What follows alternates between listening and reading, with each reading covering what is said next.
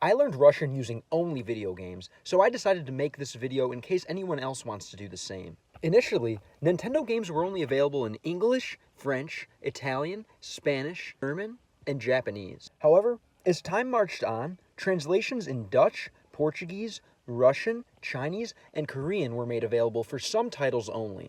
Most Nintendo Switch games are not available in Russian, so I decided to take my favorite games that are available in Russian and make this video. Let's start with Dark Souls, a game notorious for its high level of difficulty. You can increase the difficulty to its highest setting, you can speedrun the game, or, if you're really looking for a challenge, you can change the language to Russian and use the game to teach you a new skill in addition to hand-eye coordination. Dark Souls is mostly gameplay based, so it won't give you a ton of opportunities to learn Russian, but there still is a fair amount of text to practice your reading with. Unfortunately, there's no Russian voice acting, so you won't be able to practice your listening. The next game on the list is a game that has very similar gameplay mechanics to Dark Souls. Monster Hunter Rise is yet another dodge and hit based, well, monster hunting game. It's still mostly gameplay based, but there seems to be a lot more text in Monster Hunter Rise than there is in Dark Souls. You'll also learn a few more contemporary words, as the world of Monster Hunter Rise isn't as ancient or medieval as the one in Dark Souls. You won't get to hear these contemporary words pronounced by a native Russian-speaking voice actor, as Monster Hunter Rise does not have Russian voice support. But you'll certainly get your reading, translating, and thinking practice in. The next game is a bit more multiplayer focused. That's right, it's Pokemon Unite. According to my research, it seems to be the only Pokemon game that has an official Russian translation. That depends, of course, on whether or not you consider Pokemon Go to be an actual canon Pokemon game. Anything to sell those microtransactions. But look at that macro translation. It seems that every item, ability, costume, and power-up has an extremely detailed description and mechanic explanation. This must be what it's like to go to a Russian casino. I only recommend this game if you're an advanced Russian learner, as the text is very esoteric and specific, and there's a lot of it. As you can start to expect with these Russian-translated Switch games, there's no Russian voiceover available, though Pokemon can't say much more than their names.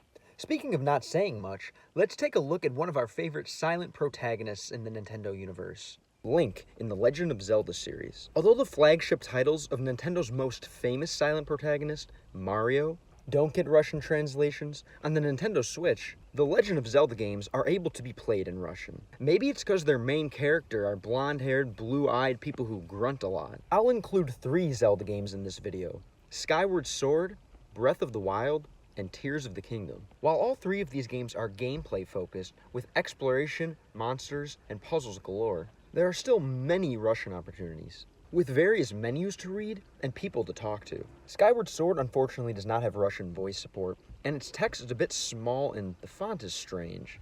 Breath of the Wild and Tears of the Kingdom both have Russian voices, so you'll be able to practice your listening while you play. This next game is a bit of an outlier, but it's still a great game to use to learn Russian.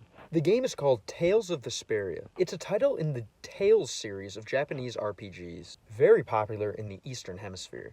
At first I was surprised to see that it had a Russian translation, but then I thought, you know, Russia and Japan really are a lot closer than I realize. The game has relatively straightforward text, fun, innocent humor, and a story that can really motivate you to continue your learning. Unfortunately, it is missing the Russian voice acting. Nevertheless, it's a fun Japanese RPG to use to learn a language. The next game on the list is how my Russian journey started.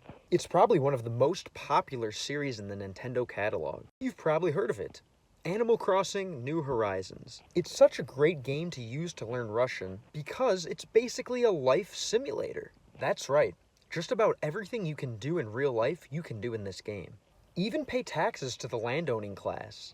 So it's a great game to use to learn all kinds of important vocabulary. This game would be number 1 on my list, except for the fact that it does not have Russian voice acting. Because of this, the number 1 game on my list goes to The Elder Scrolls V: Skyrim. Remember how I said that Animal Crossing was a life simulator?